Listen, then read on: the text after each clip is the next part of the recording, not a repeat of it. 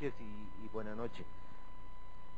Primero un agradecimiento global a todos ustedes por estar aquí con nosotros, a la mesa directiva. Somos amigos ya de muchos años. Yo me acuerdo de que la primera vez que vine al colegio fue cuando estaba de residente, muchos años atrás. Esto fue el 83. Ya empecé trabajando de alguna manera como oyente, pero siguiendo el camino de algunos de los maestros que de alguna manera han ido formando nuestro quehacer diario dentro de la anestesiología. El tema que nos han invitado es hacia dónde evoluciona la ventilación perioperatoria.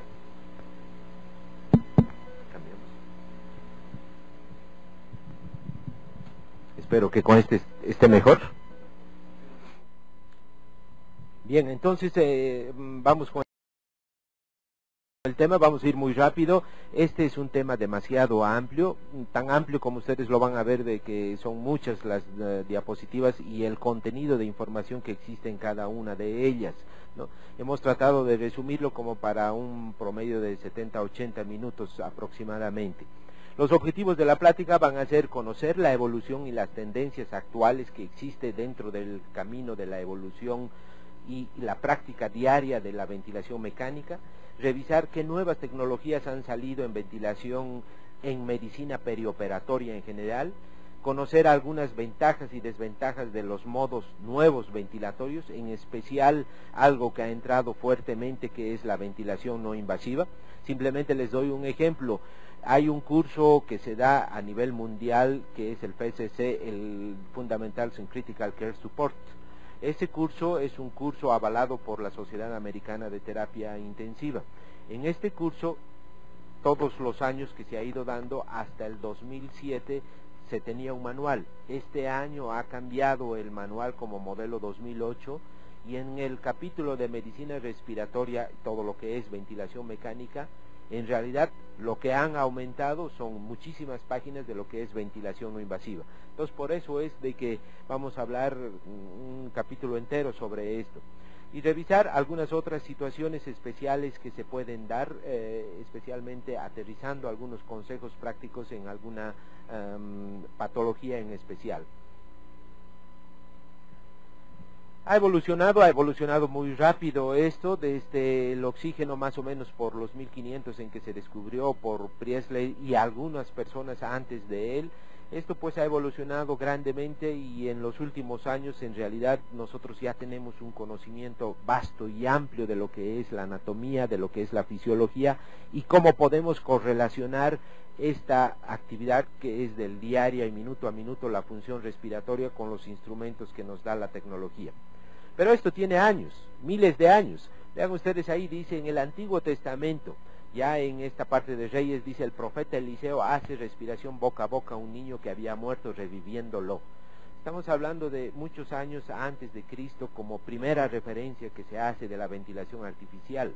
Posteriormente Hipócrates, ya en su libro sobre tratado del aire, dice: se debe de introducir una cánula a lo largo de la tráquea, yendo por la mandíbula hacia adentro, y después guiarlo el aire hacia los pulmones, ¿no? Recién después, siglos más tarde, se describió algunos de estos equipos, que estas han sido algunas modalidades de este equipo para insuflar con presión positiva lo que es la vía aérea y los pulmones, ¿no? Dice Galeno, en el 175 después de Cristo, usó un aparato denominado fuelles de fuego para insuflar aire dentro de los pulmones de animales, y posteriormente a partir de 1500 ya eran en animales vivos para tratar de mantenerlos en vida. Después, ya por los años 1900, esto ha crecido, ha cambiado también, y los nuevos sistemas de ventilación han evolucionado grandemente. Antes eran estos los pulmotores, ventiladores de presión negativa. Estos es el único, creo, que existe en México de presión negativa, que todavía es toda una tecnología que está funcionando. Pero dentro del área de lo que es la anestesia también han ido evolucionando. Originalmente estos ventiladores nacieron con la ventilación mecánica en esa gran epidemia que fue en los 50 de poliomielitis. Estos que se derivaron y de ahí nacieron la unidad de terapia intensiva eran ventiladores de presión, y estos ventiladores de presión, los conocidos Mark Bird, los PR2, estos eran ventiladores que todavía siguen siendo usados en la actualidad, pero la referencia más antigua es del doctor Drager, que inventó en Alemania el primer ventilador. Vean ustedes aquí la fecha, 1907, el pulmotor, ahí lo está aplicando en una persona, y fue una de las grandes casas comerciales, la alemana Drager, que ha seguido trabajando sobre esto. Sus nuevos modelos siguen siendo actualmente, digamos, modelos a seguir dentro de lo que es la tecnología en anestesia, en ventilación mecánica, en monitoreo. Pero esto creció grandemente en la ventilación mecánica a partir de lo que Morton inició el empleo de la anestesia en la parte quirúrgica. Y una vez que se empleó anestesia éter en los primeros momentos, los problemas que se tenían era de que los pacientes en momentos podían dejar de respirar y muchos fallecieron por esta situación. Y entonces el conocimiento ya existía de lo que es el empleo del oxígeno, y empezaron los anestesiólogos a introducirlo dentro de la anestesia. De las primeras referencias que yo he encontrado, y que cualquiera puede encontrarlo porque está en la revista Anestesia Analgesia, es esta, en 1923. Y vean, me voy a leer una partecita de acá porque es interesante y es la base de todo lo que hacemos actualmente. Dice: en raras instancias, cuando el paciente ha dejado de respirar durante la inducción y debido a algunos reflejos, en realidad poco se conocía en esa temporada de la fisiopatología de la respiración, el paciente se volvía cianótico. Dice: encontrándose que la administración de oxígeno colocada en la boca y ayudado o facilitado con algún instrumento que pudiera introducir dentro de la faringe el oxígeno, la cianosis se iba. Dice de que si lo comparaba esto colocando la mascarilla simplemente con oxígeno por fuera de la cara, esto no se solucionaba tan rápidamente. ¿Qué quiere decir esto?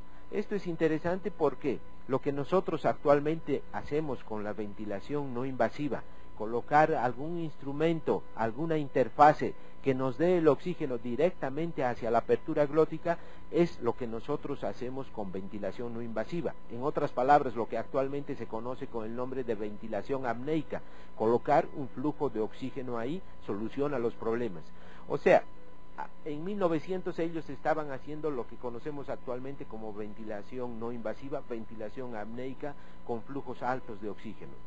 Y hay otra referencia también, más o menos por las mismas fechas, 1924, en un artículo de revisión que salió sobre los usos terapéuticos del oxígeno, y decía, entre los 3 puntos claves que ponía en consideración este autor, decía: dar tanto oxígeno como el que sea posible, pero que llegue al alveolo. Eso es lo importante. Al final de cuentas, nosotros siempre decimos, el paciente no se muere porque no podamos intubarlo, no se muere porque el oxígeno no llega a los alveolos y de esa manera no llega al cerebro.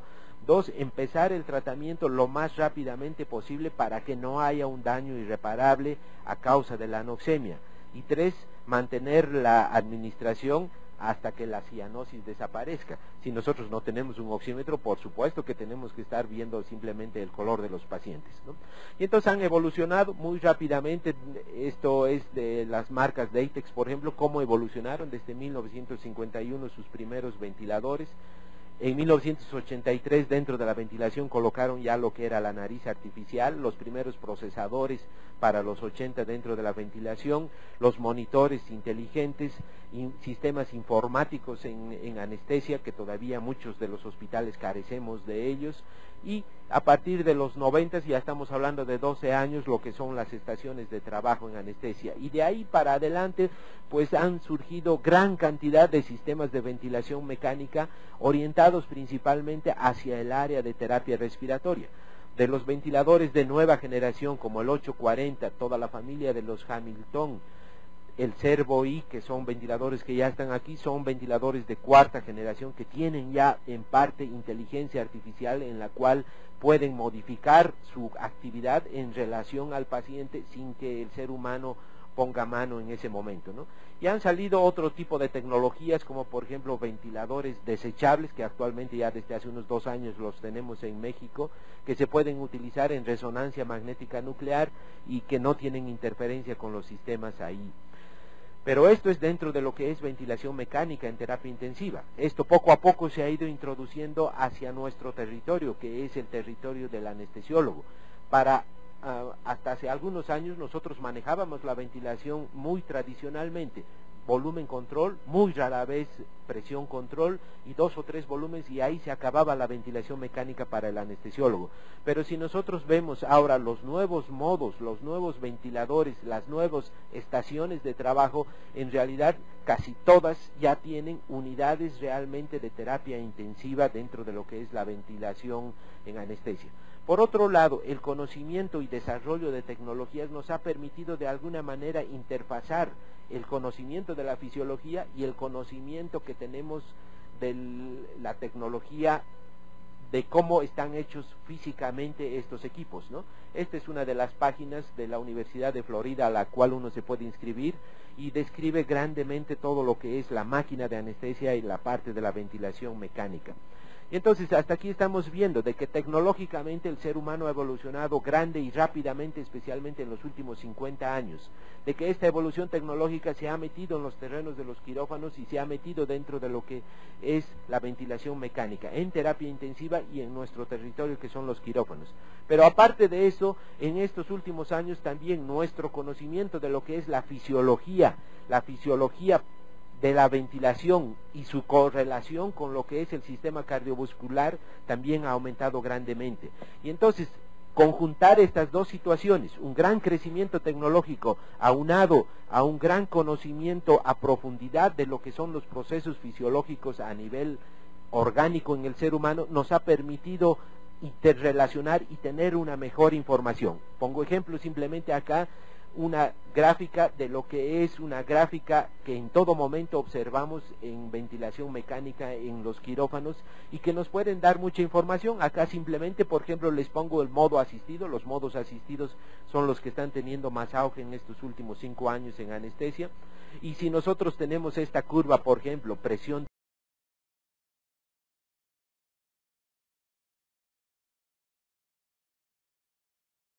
tiempo, la curva, estamos viendo una fase negativa pequeña, que es lo que el paciente hace, la inspiración negativa, la máquina sensa esto y en fracciones de segundo responde presurizando el sistema y de esa manera se inicia la fase inspiratoria y después la fase expiratoria. Entonces, del conocimiento de esta correlación que existe de la fisiología con la expresión en tiempo real de estos instrumentos, nosotros podemos sacar información para poder actuar en tiempo real con conocimiento de lo que está pasando en el paciente. Aquí pongo un otro ejemplo, simplemente una curva presión-tiempo, en la cual en la fase inspiratoria viene una presión inspiratoria máxima, una fase de meseta. Si nosotros analizamos y vemos que en nuestro paciente se eleva esta presión, vamos a decir de que hay algún proceso que está aumentando la resistencia al flujo. Y entonces yo en ese momento, teniendo un pico alto de presión, puedo decir, probablemente mi sistema esté obstruido, o el paciente, por ejemplo, pueda tener un proceso broncoespástico. O por otro lado, si esto es lo que está elevado, esta presión alveolar, entonces yo podré decir, tal vez hay algo de falta de relajación en el paciente que está comprometiendo todo el tórax del paciente. Entonces, la correlación física con lo que estamos observando en las pantallas nos puede dar mucha información para que nosotros procedamos en tiempo real. Anteriormente estaban viendo ustedes cómo es el display en las máquinas actuales. Y entonces dice, hace 20 años los ventiladores de anestesia solo tenían 2 modos, el controlado por volumen y el modo manual o el espontáneo. Actualmente ha crecido mucho. Esta es la pantalla del nuevo ventilador que está colocado dentro de lo que es la máquina de anestesia de Drager. Y ese es seguramente la expresión máxima que se tiene actualmente de ventilación. Es un ventilador de terapia intensiva que está metido dentro de lo que es una máquina de anestesia. Pero han salido modos en las otras compañías también, modos diferentes. Por ejemplo, este modo ventilatorio que es el presión controlado por volumen con aseguramiento de volumen, ¿no? Ventilación con control de presión con aseguramiento de volumen. Esto es algo que ha salido para específicamente las cirugías de índole laparoscópica. Cuando nosotros colocamos presión control en una cirugía laparoscópica al inicio en la inducción, por ejemplo, podemos poner 12 de presión, y con 12 de presión yo tengo 15 de volumen. Perdón, no 15, sino tengo 500 mililitros de volumen corriente. O sea, con 12 de presión control, llego a obtener que la máquina introduzca 500 mililitros de volumen. Pero el cirujano viene e infla el abdomen, y al inflar el abdomen aumenta la presión intrapulmonar secundariamente a la presión intraabdominal, y entonces esa misma presión de 12 me insufla simplemente 200 mililitros, y entonces yo estoy en problemas. Y entonces por eso es de que nosotros no usábamos mucho presión control en ese tipo de cirugías. Pero con estos nuevos modos ventilatorios, nosotros podemos decir a la máquina: da presión de 12, pero asegúrame ese volumen de 500. De esa manera nosotros podemos tener curvas diferentes dentro de lo que es la ventilación, y mantenernos en lugares donde la ventilación y el transporte va a ser adecuado con este tipo de modos, ¿no? Este tipo de modo también ya está desde el año pasado en las máquinas Datex Omeda. Esta es la pantalla como sale ahí. Aquí lo vamos a pasar muy rápidamente. Es una película en la que también se muestra cómo estos modos ventilatorios podemos utilizarlos en cirugías laparoscópicas. Vamos a verlo un poquito más adelante, por ejemplo, inclusive combinación con algunos métodos. En esta cirugía era una cirugía laparoscópica en la cual el paciente fue intubado, no con una intubación de tubo endotraqueal, sino estaba colocado un tubo laringio. Precisamente estos modos ventilatorios nuevos han ido creciendo y aumentando su terreno desde que empezaron a aparecer los instrumentos supraglóticos. En otras palabras, quiere decir de que el empleo de los instrumentos supraglóticos ha aumentado el empleo de estos modos alternativos de ventilación. O sea, el objetivo ya no es simplemente controlar por volumen al paciente, sino darle modos asistidos en la ventilación. Y entonces, ¿a dónde vamos a llegar? Pues en pocos años seguramente vamos a evolucionar tan rápidamente que no sabemos qué cosa va a existir dentro de 10 o 20 años. ¿Hacia dónde está evolucionando la ventilación mecánica? ¿No? La ventilación mecánica en general está evolucionando hacia los modos de ventilación espontánea. Cada vez queremos ser más fisiológicos, ser menos antifisiológicos. La ventilación con presión control o con volumen control no tiene nada que ver con nuestra fisiología, es hacer todo lo contrario a lo que nosotros hacemos. Uno de los caminos es entonces aumentar más la ventilación espontánea. La otra es nuestras máquinas darles mayor inteligencia artificial para que respondan como si fueran sistemas parecidos o básicos de lo que tenemos nosotros en nuestro centro respiratorio, o sea, guiados por inteligencia artificial. Dos, ventilaciones que sean de tipo fractal. Fractal quiere decir de que cambien con el tiempo. Nosotros cuando respiramos cada segundo vamos cambiando la ventilación de acuerdo a nuestras necesidades y nuestro medio entorno.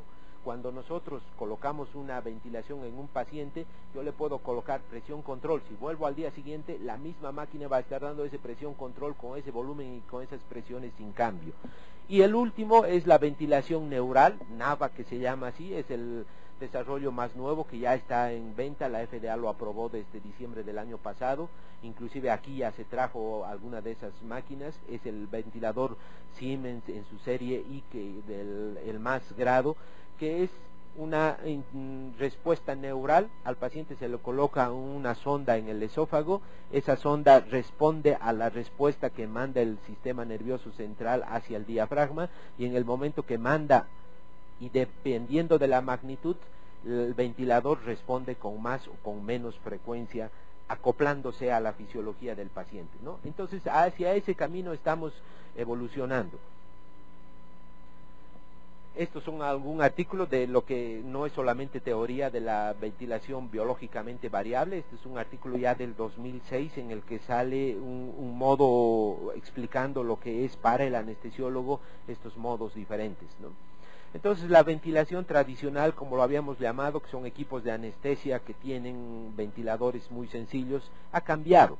Ha cambiado porque además conocemos mejor, tenemos mejores tecnologías y tenemos que además conjuncionar ciertas circunstancias que nosotros hacemos en anestesia. El cambio en el metabolismo basal, las variaciones en el espacio muerte anatomofisiológicos que implican los circuitos o que implica la anatomía y fisiología del paciente en un momento quirúrgico.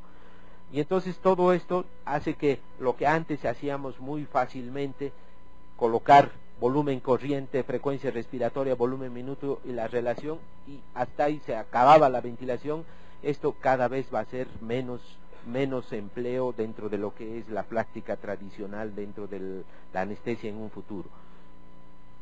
Tenemos que considerar entonces esta interrelación fisioanatómica que existe, los cambios en el tono muscular, la parálisis muscular, la mayor resistencia en la vía aérea por los instrumentos colocados, la posición del paciente, la inmovilidad, la sobrehidratación que impone el procedimiento quirúrgico, el FiO2 alto, las atelectasias por reabsorción, la disminución del flujo mucociliar y las situaciones de dolor. Todo esto puede hacer de que las respuestas sean variables, por lo tanto tenemos que variar en el tiempo.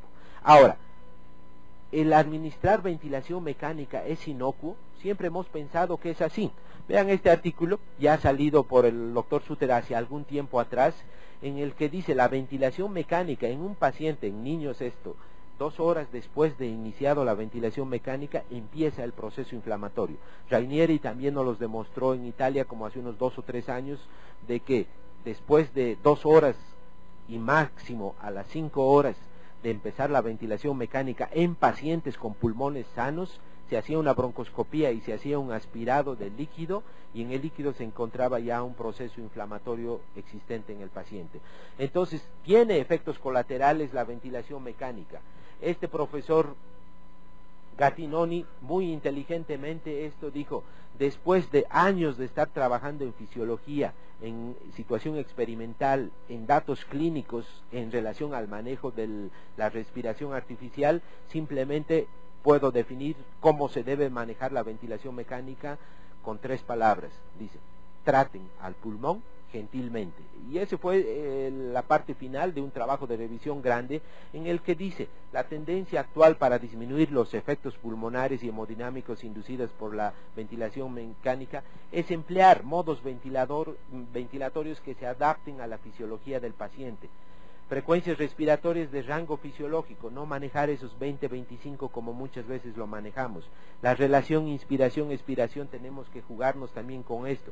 Empleo frecuente de PIP, por lo menos PIP fisiológicos, y empleo más frecuente de medidas de reapertura pulmonar. Esto lo dijo en una revista del Critical Care Medicine, y uno pudiera decir, bueno, pero esa es información para terapia intensiva. Ya nosotros los anestesiólogos, de alguna manera nos influye esto. Este es el protocolo de manejo de la vía aérea de la ASA, y en una de sus partes simplemente les traigo a colación esto. Dice, preservar la ventilación espontánea, ¿no? O sea, estamos viendo de que la tendencia en la literatura es cada vez ser más fisiológico, preservar más lo que tenemos, porque nos hemos dado cuenta que la ventilación mecánica, si la aplicamos, y si la aplicamos mal, vamos a pagar consecuencias en los pacientes. El aplicar, como decía el doctor Gattinoni, bajos volúmenes, nos trae como consecuencia algo que siempre el anestesiólogo le ha tenido miedo, que el CO2 se suba. Y entonces, porque el CO2 se suba, porque existe hipercapnia en los pacientes, nosotros muchas veces les damos ventilación mecánica en su máxima expresión. Pero han salido varios artículos en estos últimos años en los cuales hablan precisamente de que manejar los pacientes en anestesia con medias de CO2 de entre 40 a 45 le puede ir mejor todavía al paciente, ¿no? Este es uno de los artículos, y acá en esta otra parte menciona todo lo que es bueno de la hipercarbia transanestésica y lo que es malo de la hipocarbia, ¿no? Todos estos artículos lo vamos a dejar montados dentro de lo que es la página del colegio, por lo tanto van a tener acceso al artículo en texto completo, ¿no? Entonces hay ya no solamente de la hipocapnia, de la hipercapnia permisiva, ya ha entrado desde hace unos 3 o 4 años lo que es hipercapnia terapéutica. En otras palabras, quiere decir que debemos manejar un CO2 con tendencia a hacer un cierto nivel a alto, porque tiene ventajas, ¿no? Hay incluso instrumentos en anestesia que sirven, se emplean para poder despertar más rápido a los pacientes empleando precisamente hiperventilaciones hipercápnicas. En terapia intensiva inclusive han salido artículos en lesión pulmonar aguda, les va mejor a los pacientes, Critical Care Medicine del 2006, en los cuales les va mejor al paciente en morbimortalidad a 28 días cuando se maneja una hipercapnia terapéutica, ¿no? Otro de los problemas de manejar bajos volúmenes es el miedo a que el paciente presente atelectasias. Si presenta atelectasias empiezan los problemas en los pacientes. Y entonces hay en los últimos años ciertas medidas que han salido precisamente para evitar este tipo de circunstancias. Este es un gran artículo que es preciso que hay que revisarlo, un artículo de revisión del Current Opinion de Anesthesiology que habla acerca de todo lo que es y debe de saber el anestesiólogo sobre las atelectasias, ¿no? Las maniobras que debemos emplear contra esto, entonces van a ser el PIP. Aparte del PIP, las maniobras de reclutamiento alveolar son medidas muy sencillas, es simplemente muchas veces agarrar al paciente, cerrar la máquina de ventilación mecánica, poner la presión positiva con la bolsa, dejar 20 o 30 segundos que suba la presión, viendo nosotros en la válvula que suba más o menos hasta 25-30 en un paciente sano, o en un paciente enfermo pulmonar que suba de 35 a 40 por 35 o 40 segundos, ¿no? Las maniobras de 30-30 famosas, o las maniobras de 40-40 en el paciente con más lesión pulmonar. El objetivo es precisamente no tener esas atelectasias, ¿no? Hacer reclutamiento alveolar, no estar trabajando en zonas de sobredistensión con altos flujos, no estar trabajando en zonas en los que los pulmones están reclutados, sino trabajar en esta zona segura, ampliada, con base a las maniobras de reclutamiento alveolar.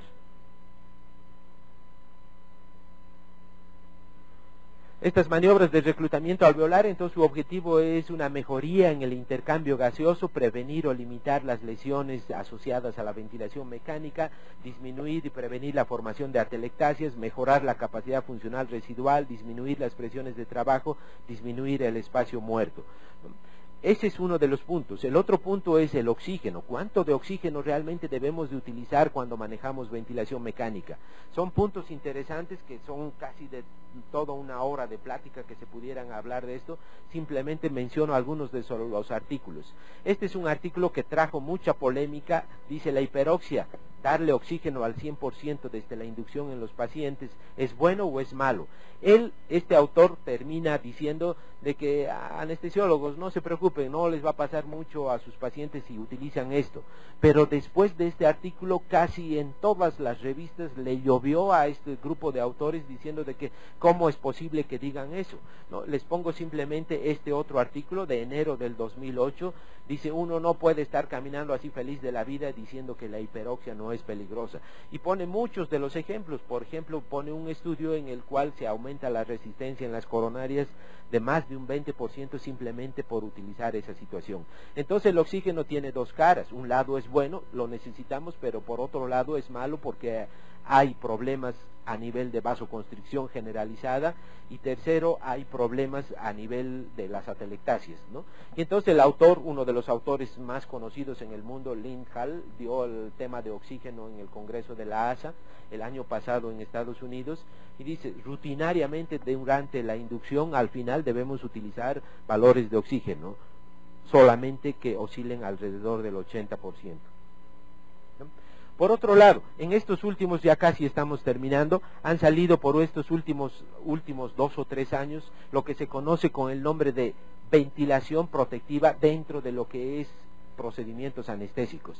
Y esta ventilación protectiva tiene básicamente esto que estamos hablando: bajar las fracciones inspiradas de oxígeno, iniciar PIP, iniciar maniobras de reclutamiento alveolar y utilizar ventilación con volúmenes bajos. Este es un artículo que trajo después mucha cola y sigue trayendo cola en las respuestas, en las cartas al editor, donde demuestra de que usando estas técnicas de ventilación protectiva en los pacientes en anestesia, en pacientes que no tienen lesión pulmonar, la tasa de morbimortalidad es mucho menor en los pacientes, ¿no?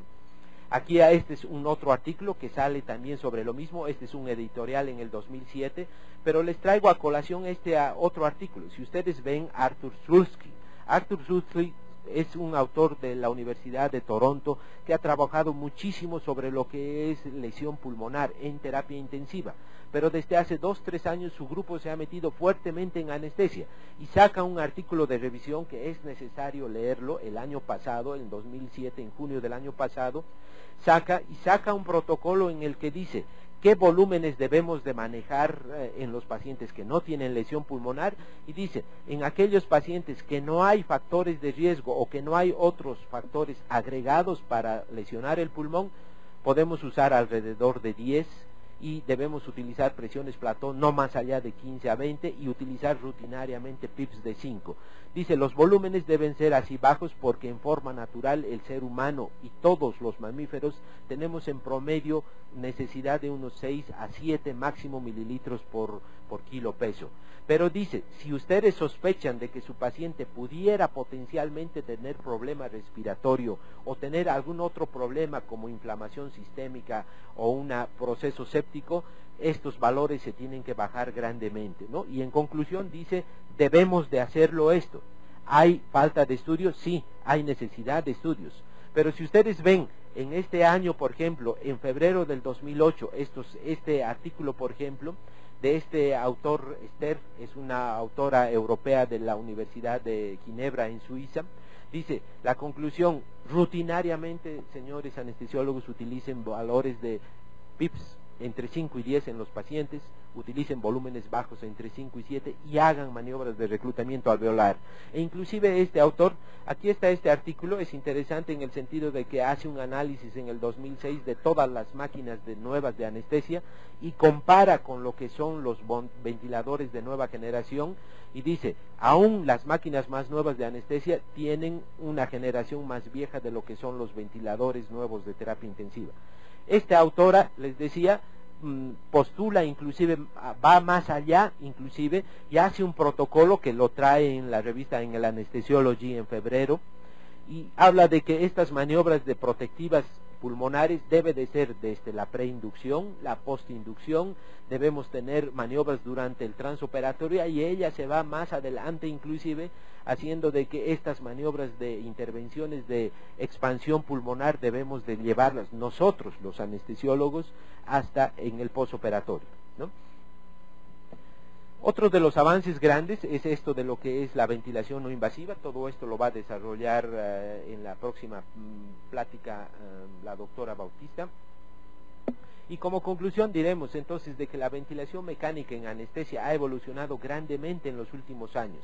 La tecnología y el mejor entendimiento de la fisiología respiratoria nos han proporcionado los elementos. Nos corresponde ahora a nosotros los anestesiólogos ofrecer a nuestros pacientes las ventajas de estos nuevos modos ventilatorios, porque muchos de los hospitales, los ventiladores y las máquinas de anestesia ya están presentes ahí, ¿no? Entonces, en esta segunda intervención,